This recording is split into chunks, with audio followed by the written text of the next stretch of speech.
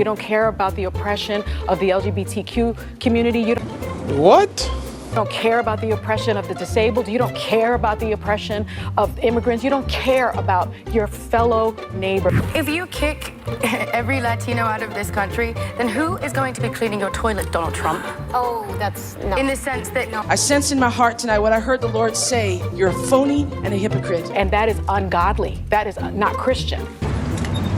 Hey, want to hear the most annoying sound in the world? The most ironic thing is, they don't care about it, and they don't care about it while wearing big fat crosses around their necks. Yes. How about no, Scott, okay? Welcome to the show. My name is Reed Uberman. Don't forget to like, share, and subscribe. Today I'm going to be responding to some comments on The View about Christianity, and I'm going to try to point out the problem with wokeism and the double standard of those in elite circles, especially when it comes to Christianity. So let's go to the repository of all intelligence, The View, and let's hear what they have to say about the woke movement and whether or not you should be woke and how Christianity is a threat to the woke movement. And I will concur at least with that. The women are right, but let's hear what they have to say. But when she named the part of other political persuasions, I felt like there was this kind of jolt, because in the room it was like, yes, yes, yes, yes, and remember to understand them from their hearts, the way an actor would, because actors play bad roles. She went on to say things about men who had to play awful characters, women who had to do this. She said to play them to this level, you have to walk in their shoes. You have to understand even the bad ones. And I thought what she said just landed really heavy with me as a reminder that don't just do the easy empathy, do the empathy that challenges you a little further. Now, at this point in time, I would love to sit at the table and I would love to ask the ladies, have you ever once in your lives expressed any empathy toward Donald Trump at all?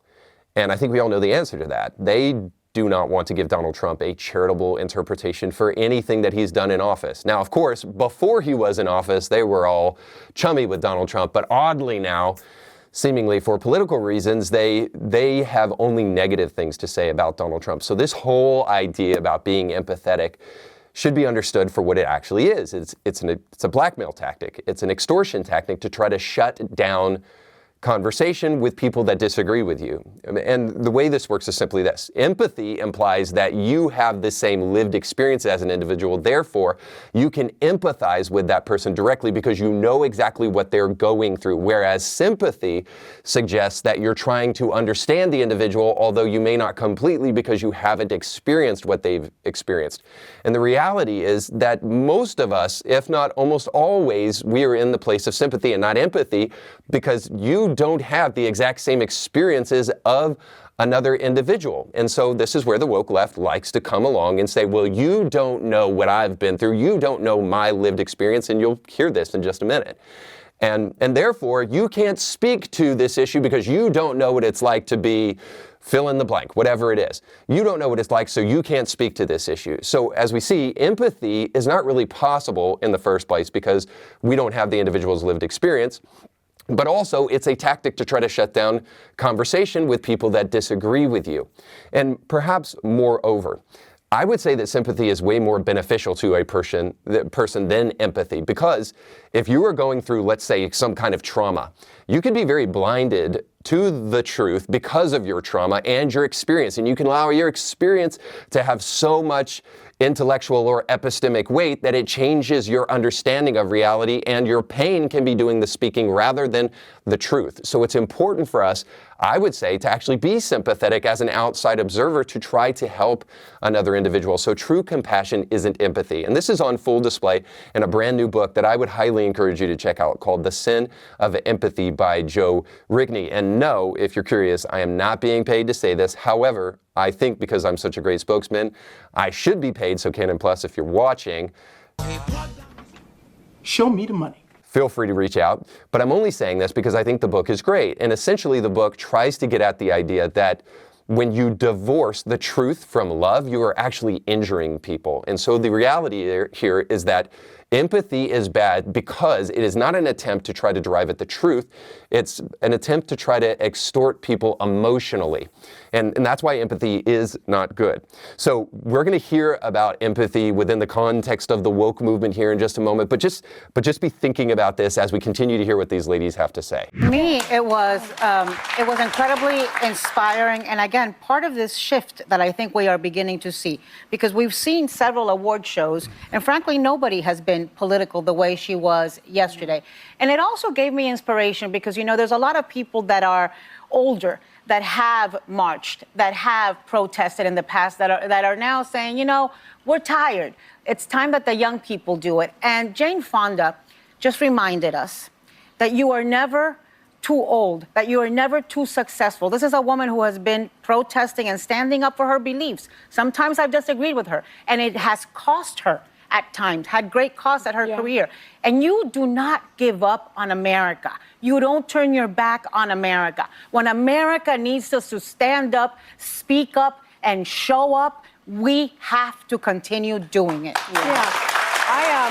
All right, so in particular they're talking about Jane Fonda. She just recently gave an acceptance speech for an award that she got, I think some Lifetime Achievement Award for all that she's done. And they're encouraging people to essentially stay woke and continue to carry on the torch of protesting in the present. This next generation needs to protest. And I would just say we already have enough of that on Columbia campuses. And the vast majority of those kids do not even know what they're protesting. If you ask them about the river to the sea that they're talking about, no idea. Ask them to point to Gaza on a map, they have no idea. But this goes to the heart of protesting. And Jane Fonda in particular was not just somebody who was protesting the waste of innocent lives during Vietnam. That would be one thing. And I think we could actually even have a debate as to whether or not America should have been there in the first place and whether or not they were there too long and all of that. But she didn't just do that. She wasn't talking about American involvement. She was actually in support of the Viet Cong, a communist organization that was going into that country and terrorizing its own people. So forgive me if I don't think that Jane Fonda is a bright, shining pillar or example for this next generation. I actually think she's a bit of the problem. But more specifically, here's my problem with protesting. Now, I think protesting is an act almost always of narcissism. And let me explain what I mean by that. I'm not saying that you shouldn't have the right to protest. It's part of the First Amendment, free speech, and all of that. I'm just simply saying that I have this inkling that protesting really is more about making yourself feel good than it is actually making a difference. Please tell me what Jane Fonda has done to make a difference. Does anybody know? Now, you might say that that's just simply because of age, but just tell me, when was the last time a protest really shifted things or really tried to make this world a better place? I mean, did what took place in the summer of 2020 really make the world a better place? The farthest back you have to go for this is to go back to the civil rights movement, where protesting actually did make a huge difference. But I think very much in the present, because of how prosperous and good our nation actually is, that we find ourselves protesting the most ridiculous things. And again, this is where these Free Palestine protests come into play, where these people who do not know what they're protesting in the first place, they've just been told by their Marxist professors that there's ethnic cleansing going on, therefore go out there and poop in buckets. That's essentially what protesting is. And the reason it is so prominent is that simply it makes you feel good. It's the cheapest way to make you feel like you're actually making a difference when you're likely not doing anything to really move the needle one way or the other. But maybe more dangerously than anything, protesting is not just purely about a person making themselves feel better. Although, hey, go do it if you want to do it. Again, it's part of the First Amendment. But the idea that it's a hallmark of American democracy, I'm not so sure. Rather, I think there is another thing that we also need to focus on beyond that, which is just simply this, that protesting is a way to unnerve the system. So if the BLM protests of 2020 did anything, it defunded the police in some places, and it made policing harder for the police. And what exactly does that do for minority communities exactly, except make them less safe? But maybe that's the intent all along, which is just to unnerve the system, because Marxists and socialists, but again, I repeat myself, they really just want the whole system to come crumbling to the ground, and they want it to burn. They don't want it better. They want to recreate this world into a Marxist utopia, and forgive me, I'm not on board with that whatsoever. So protesting all the way around, I think for the most part, is, let's just say 99% of it, for the most part, is just simple navel gazing and narcissistic, and then the other part of it is very dangerous. So 99% of it is basically worthless. All right, but let's hear what the next brilliant take is here on The View. I thought about the conversations you and I have had, Whoopi, so many times about the co-opting of the word woke. And the fact that the right somehow has made it a dirty word. To be woke is a word that came out of the African American community, and it was about being acknowledging social justice inequities, acknowledging people suffering. All right, so one thing here, it's a pet peeve of mine, but I also think that this is useful for all of us. Beware of qualifiers. Whenever you hear anybody say systemic racism or maybe progressive Christian, it's my opinion that Christian is good enough. If you want to put a qualifier in front of Christian, the only tolerable one is biblical Christian, but otherwise beware of qualifiers. And this is true of social justice too. Because the woke movement, she's trying to pretty it up here and redefine it, but actually the woke movement isn't just about quote unquote social justice. And social justice really isn't even after justice in the first place, it's after equity. But the woke movement is a fixation, an obsession of identity politics. That's what the woke movement actually is. So you can try to pretty it up if you want to, and you can try to explain it away, but honestly, I think these women do think that what they're saying is true. They think that being woke is just a way to derive at some form of social justice, but the real problem with that is that the outcomes of the woke movement aren't really about justice. They're about individual feelings, they're about a left-wing ideology, but they are definitely not about the truth, and that's the real problem. They may be more about feelings, which is fine if you want to express your feelings, but not if we want to build a society. If we want to listen to what these people have to say and actually make changes based upon this, well, I just want to quote a wise philosopher who once said, "Facts don't care about your feelings." It is not a bad thing to care about other people, to care about the sufferings of others, and to act upon it. And so Whoopi will often tell me, well, I've never been asleep. Yeah. And that's how I feel. My parents, you know, they grew up in the civil rights movement. I grew up in the late 60s, 70s. I was always a part of it. And so I've never been asleep. Now, just a point of clarification here. So Sonny was born in 1968, the same year that the civil rights movement ended. And in 1979, she was 10, maybe 11 years old. So the fact that she is some social justice warrior and has never been asleep and has been a part of this thing from the very beginning is a total lie. And so it angers me when people are like, this woke stuff, it's got to go. That's telling me that you don't care about my lived experience. Okay, so here is the sin of empathy yet again. You must not care about me if you don't agree with me. Now, the real problem with this is that lived experience means basically nothing. Your experience is important insofar as it coheres with reality. I'll never forget the first time I heard the expression, perception is reality, and I heard it out of the mouth of a fellow Christian. And it didn't sit well with me, and I immediately responded to them because I had such a visceral reaction to such a dumb statement. And I said, perception is not reality. Reality is reality. Because you can perceive a billion different things about the tone of a person or the words of a person or what's going on in the world around you, but it doesn't mean that you're right. The way in which you can know you're right is if you actually have an understanding of objective truth. And this does bring us to the important question of from whence we are going to understand where objective truth actually comes from. And if we don't have that conversation, then we're basically talking past each other constantly. Because the reality is that we have a group of people today who will say, well, male and female, they're just social constructs. The idea that boys like blue and girls like pink, that's something that was created. That's not real. That's something that's all about culture and society, but it doesn't have anything to do with reality. And then therefore, the leap that a lot of these people make based upon that is that so is your gender. And your genitalia, just a social construct. And if you get rid of it, then you can change reality.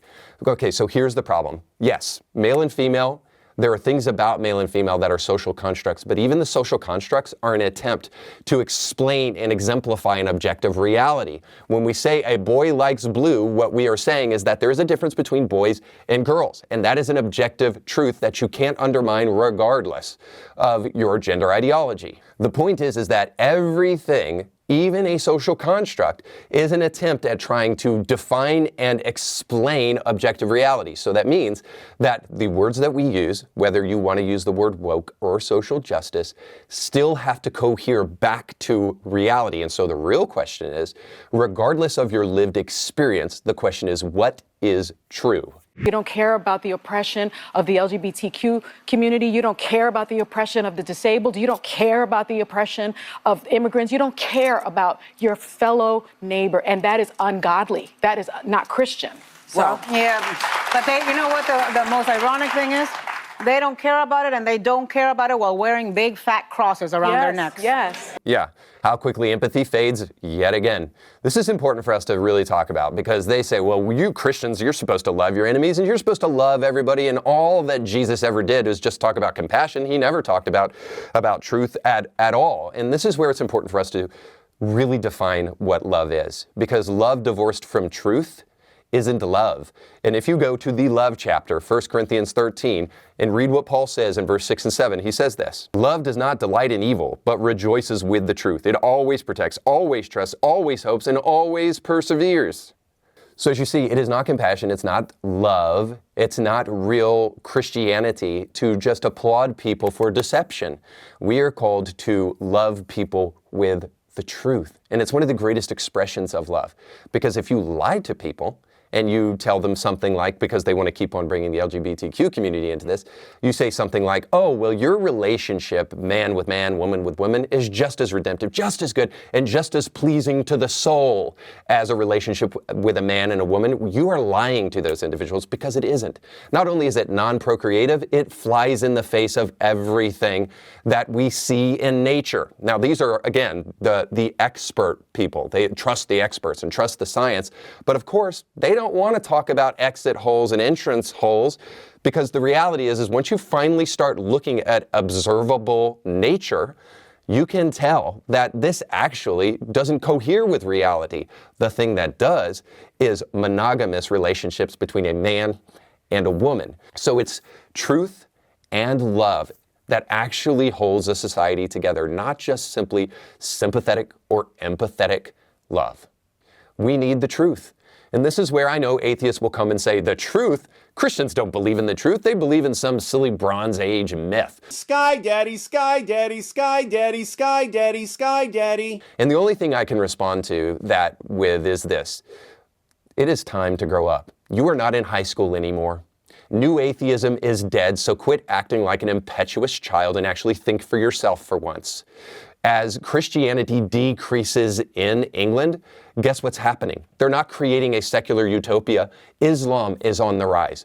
You know the thing that kind of pushed Islam back historically? It was Christianity. You know the thing that built Western civilization wasn't secular humanism. Wasn't liberalism. It wasn't a laissez-faire, you do you. We're just all going to do what feels good, and if we consent to it, well then, hey, let's create this great liberal society where we all get to do whatever we want to do based upon hedonistic pleasure. No, it wasn't that built the West. It was Christian virtue. Christian scripture built the West. And if you want to keep on screwing with it and pulling out those Jenga blocks and think that there isn't a repercussion for it, by all means, go ahead and cut off your nose to spite your face. But if you want to be historically accurate and actually know what you're talking about, then at least, even if you don't believe Christianity, value it for the good it does for society, and then pick up your dang Bible, blow the dust off it, and come to the truth. Because all of this talk about love without truth will ultimately be the thing that destroys us. All right, thanks so much for watching. Don't forget to like, share, and subscribe. And check out our sponsors down below. Give them a little bit of love, and it will definitely help us. But also, if you want to help yourself develop a robust Christian worldview, because we need Christianity in our nation and in our culture, then you want to become a member over at Indie Thinker, where you gain access to exclusive movies, audiobooks, and ebooks to help take your worldview to the next level. But most importantly, go with God.